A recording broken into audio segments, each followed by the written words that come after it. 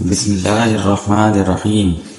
اللہ تبارک و تعالی کے نام سے شروع جو بڑا مہربان اور نہایت رحم کرنے والا ہے۔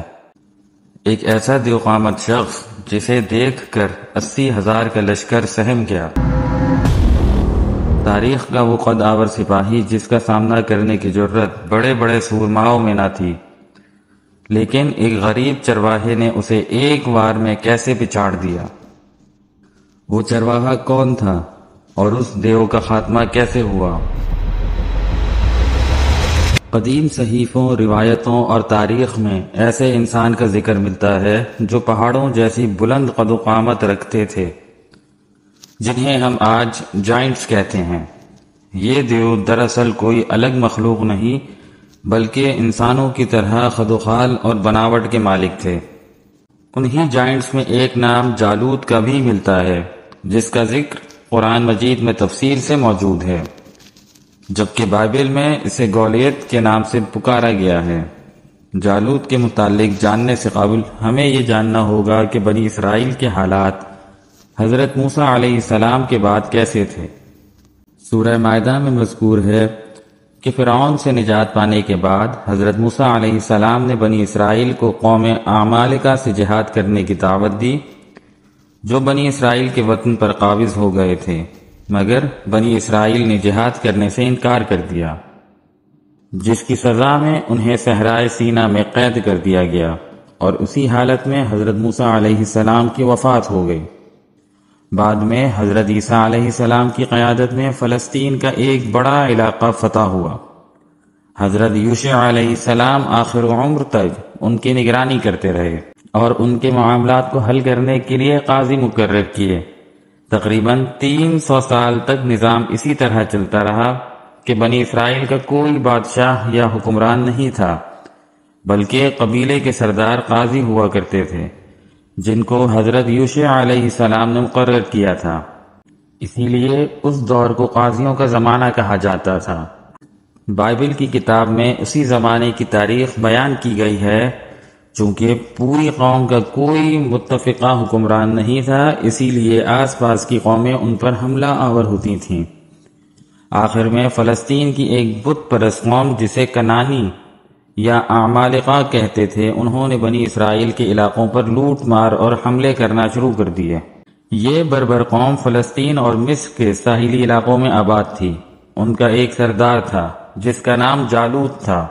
جالوت نے بنی اسرائیل سے زمینیں چھین کر ان کو مغلوب کر دیا تھا، ان کے بڑے بڑے سرداروں اور صالحین کو قید کر دیا تھا، اور بنی اسرائیل سے خراج وصول کیا کرتا تھا۔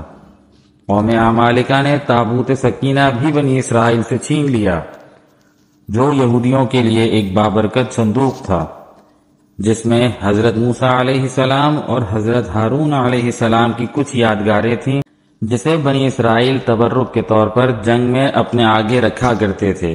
تابوت سکینہ کے جانے کے بعد ان کی حالت بد سے بدتر ہو گئی اور دشمن ان پر حاوی ہو گئے۔ حالات کے اسی پس منظر میں ایک قاضی حضرت شمعیل علیہ السلام کو نبوت کا منصب عطا ہوا، جو حضرت موسیٰ علیہ السلام سے 350 سال بعد پیغمبر بنائے گئے تھے۔ چنانچہ بنی اسرائیل کے سرداروں نے ان سے کہا کہ اب ہم میں سے کسی کو بادشاہ بنا دیجیے، ہمیں ایک بادشاہ کی ضرورت ہے، اس کی سرداری میں ہم اللہ کے دشمنوں سے جنگ کریں گے۔ اللہ کے نبی یعنی حضرت شمعیل علیہ السلام ان کی حالت کو خوب جانتے تھے، چنانچہ پہلے تو انہوں نے انکار کر دیا کہ یہ لوگ بزدل لوگ ہیں، جنگ وغیرہ کچھ نہیں کریں گے۔ مگر جب قوم اور سرداروں کا اصرار بڑھا اور وہ نہیں مانے تو اللہ کے نبی نے فرمایا، اللہ تعالی نے تمہارے لیے طالوت کو بادشاہ مقرر کیا ہے۔ طالوت ایک غریب آدمی تھے، چمڑا پکا کر اور بکریوں کو چرا کر زندگی بسر کیا کرتے تھے۔ اس پر بنی اسرائیل کو اعتراض ہوا کہ طالوت شاہی خاندان سے نہیں ہے، لہٰذا یہ کیسے ہمارا بادشاہ ہو سکتا ہے؟ اس سے زیادہ بادشاہت کے حقدار تو ہم لوگ ہیں، کیونکہ ہم لوگ شاہی خاندان سے تعلق رکھتے ہیں۔ ان تنازعات کا جواب دیتے ہوئے حضرت شمعیل علیہ السلام نے فرمایا کہ اول تو اللہ تعالی نے تمہارے مقابلے میں ان کو منتخب فرمایا، اور انتخاب کی مصلحتوں کو اللہ تعالی خوب جانتے ہیں۔ اور دوسری بات یہ کہ علم اور جسامت میں اللہ تعالی نے ان کو زیادتی عطا فرمائی ہے، یعنی یہ تم سے زیادہ طاقتور اور زیادہ علم رکھتے ہیں۔ اور تیسری بات یہ ہے کہ اللہ تعالی مالک الملک ہے، اپنا ملک جس کو چاہے دے۔ اور چوتھی بات یہ ہے کہ اللہ تعالی وسعت دینے والا ہے۔ اس کی بادشاہی کی نشانی یہ ہے کہ تمہارے پاس تابوت سکینہ آ جائے گا، جس میں تمہارے رب کی طرف سے دلوں کا چین ہے۔ لہذا طالوت کے بادشاہ بننے کے بعد فرشتے اللہ کے حکم سے اس تابوت سکینہ کو بنی اسرائیل کے پاس لے آئے، جس سے لوگوں کو ان کی بادشاہت اور نبی کی سچائی کا یقین ہو گیا۔ بادشاہ بننے کے بعد حضرت طالوت نے بنی اسرائیل کو جالوت کے خلاف اٹھ کھڑے ہونے کی دعوت دی۔ جب حضرت طالوت نے بنی اسرائیل کے لشکر کو لے کر اس ظالم جالوت سے مقابلے کے لیے بیت المقدس سے روانہ ہوئے تو ان کے لشکر کی اس طرح آزمائش ہوئی کہ راستے میں انہیں ایک نہر ملی۔ یہ نہر اردن اور فلسطین کے درمیان واقع تھی۔ انہیں اس وقت سخت پیاس بھی لگی ہوئی تھی، لیکن اللہ نے حکم دیا کہ جو میرے بندے ہیں وہ اس نہر سے پانی نہ پیے، اور جو اس سے پانی پیے گا وہ نافرمان ہو جائے گا۔ لیکن جو شدید پیاسا ہو انہیں یہ اجازت ہے کہ وہ ایک چلو اپنے ہاتھ سے پانی پی سکتے ہیں۔ اس سخت گرمی میں سامنے پانی موجود ہونے کے باوجود وہ دل بھر کر پانی نہ پی سکتے تھے۔ یہ اللہ کی طرف سے ایک سخت آزمائش تھی۔ جو نافرمان لوگ تھے وہ بے صبر ہو گئے اور خوب پانی پیا، جس سے ان کے ہونٹ سیاہ ہو گئے اور ان کی پیاس اور زیادہ بڑھ گئی۔ انہوں نے قوم اعمالکہ سے لڑنے کی ہمت بھی کھو دی، جبکہ فرما بردار بندوں نے حکم کے مطابق صرف ایک چلو پانی پیا۔ یہ ایک چلو پانی ہی ان کے لیے کافی ہو گیا اور ان کی پیاس بجھ گئی۔ ایک قول کے مطابق لشکر طالوت کی تعداد 80,000 تھی، جس میں صرف 313 لوگوں نے اللہ کی اطاعت کی اور پانی نہ پیا۔ اس مناسبت سے حضرت محمد صلی اللہ علیہ وآلہ وسلم نے غزوہ بدر میں صحابہ سے فرمایا تھا کہ ہماری تعداد طالوت بادشاہ کے لشکر کے جیسی تھی، جس نے آپ کے ساتھ نہر پار کی اور دشمن پر غلبہ پایا تھا۔ جب بنی اسرائیل نے نہر پار کی تو جالوت کی فوج سامنے کھڑی تھی۔ بنی اسرائیل نے ایل کی وادی میں خیمہ گاڑ دیا اور وہاں جمع ہو گئے۔ دونوں فوج آمنے سامنے کھڑے ہو گئیں۔ تھوڑی دیر میں ان کا سردار جالوت، جو نہایت ہی قد آور اور طاقتور شخص تھا، وہ میدان میں اترا۔ جالوت ایک پہلوان تھا، اس کا قد 6 ہاتھ اور 1 بالش تھا۔ وہ پیتل کا ذرہ پہنتا تھا جس کا وزن 5000 مسکال تھا۔ اس کے ہاتھوں میں ایک بھالا تھا جو لوہے کا تھا اور جس کا وزن 600 مسکال تھا۔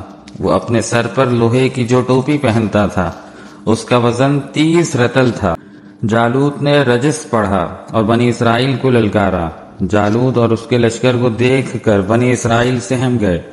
وہ آپس میں کہنے لگے، آج تو ہم لڑنے کی طاقت نہیں رکھتے۔ ان کی باتیں سن کر ان 313 مجاہدوں نے اللہ سے خصوصی دعا کی، جس کا ذکر قرآن مجید میں آیا ہے کہ اے ہمارے رب، ہمیں اپنے پاس سے صبر عطا کر کہ ہم مر مٹے مگر دشمنوں کے ڈر سے پیچھے نہ ہٹے، اور ہمارے قدم جمائے رکھ اور ہم کو اس قاتل قوم پر غالب کیجیے گا۔ جب دونوں فوجیں میدان جنگ میں لڑنے کے لیے تیار ہو گئیں تو حضرت طالوت نے اپنے لشکر میں یہ اعلان کر دیا کہ جو شخص بھی جالوت کو قتل کرے گا میں اپنی بیٹی کا نکاح اس کے ساتھ کر دوں گا اور اپنی آدھی سلطنت بھی اسے عطا کروں گا۔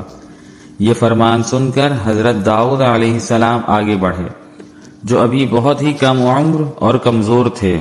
جب طالوت نے ایک کم سن بچے کو اپنے مقابلے پر دیکھا تو کہنے لگا، جا، میں تجھ سے لڑنا پسند نہیں کرتا۔ حضرت داؤد نے فرمایا، لیکن میں پسند کرتا ہوں کہ تم میرے ہاتھوں قتل ہو۔ حضرت داؤد علیہ السلام کو غلیل کے ساتھ پتھر پھینکنے میں بہت مہارت حاصل تھی۔ حضرت داؤد نے پتھر کو اپنے گوپن میں رکھا اور بسم اللہ پڑھ کر اسے جالوت کی طرف چلایا۔ پتھر تیز رفتاری سے جالوت کے ناک اور کھوپڑی کے درمیان لگا اور اس کے بھیجے کو پاش کر کے پیچھے سے نکل گیا۔ جالوت اسی وقت زمین پر گر پڑا اور اس کا کام تمام ہو گیا۔ اس پر حضرت طالوت اور بنی اسرائیل نہایت ہی خوش ہوئے۔ جالوت کے قتل ہو جانے سے اس کا لشکر بھاگ نکلا اور حضرت طالوت کو فتح مبین ہوئی۔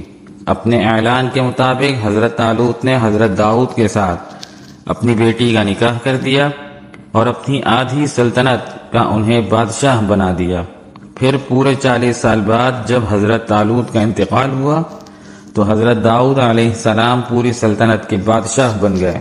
حضرت شمائیل علیہ السلام کے انتقال کے بعد اللہ نے آپ کو نبوت کے عہدے پر فائز کر دیا۔ حضرت داؤد بنی اسرائیل کے پہلی شخصیت تھے جنہیں بادشاہت اور نبوت دونوں عطا کی گئی تھیں۔ حضرت داؤد علیہ السلام جو کہ اس وقت طالوت کے لشکر میں تھے، ان کو اس وقت تک نبوت وغیرہ نہیں ملی تھی۔ جالوت کو قتل کرنے کے بعد اللہ تعالی نے حضرت داؤد علیہ السلام کو سلطنت اور حکمت عطا فرمائی۔ حکمت سے مراد نبوت ہے، اور جو چاہا ان کو سکھایا، جیسے بغیر آلات کے ذرہ بنانا، یعنی اللہ تعالی نے ان کے لیے لوہے کو نرم کر دیا، اس سے وہ بغیر کسی آلے کے ذرائع بنا لیتے تھے، اور جانوروں کی بولی سمجھنا۔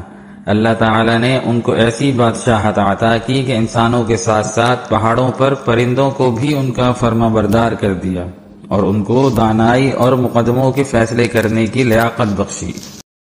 بہرحال حضرت داؤد علیہ السلام کے قصے میں ہمیں کئی سبق ملتے ہیں۔ پہلا یہ کہ مسلمانوں کے بادشاہ کے لیے امیر ہونا ضروری نہیں، بلکہ اس کو عالم، طاقتور اور بہادر اور لڑائی کرنے کے طریقے معلوم ہونے چاہیے۔ جیسے طالوت غریب آدمی تھے، مگر یہ سب خوبیاں ان میں موجود تھیں، اور اللہ تعالی نے ان کو بادشاہ بنایا۔ دوسرا سبق یہ کہ دشمنوں سے لڑائی جیتنے کے لیے یہ ضروری نہیں کہ تعداد زیادہ ہو، بلکہ ضروری یہ ہے کہ ہمارا اللہ پر کامل یقین ہو کہ وہ ہماری مدد کرے گا۔ ہم موت سے نہ ڈریں اور اپنے امیر کی اطاعت کریں، چنانچہ ہمارے پاس کتنی ہی دولت کیوں نہ آ جائے، یہاں تک کہ چرند پرند، پہاڑ، لوہا سب ہمارے تابع ہو جائیں، مگر ہمیں اللہ کو نہیں بھولنا چاہیے، کیونکہ جب اللہ ہمارے ساتھ ہو تو وہ ہمیں ہر طرح کی لڑائی لڑنے کی طاقت و قوت عطا کر دیتا ہے۔ شرط بس یہ ہے کہ ہم اللہ کے فرما بردار رہیں۔ آمین۔ جزاک اللہ۔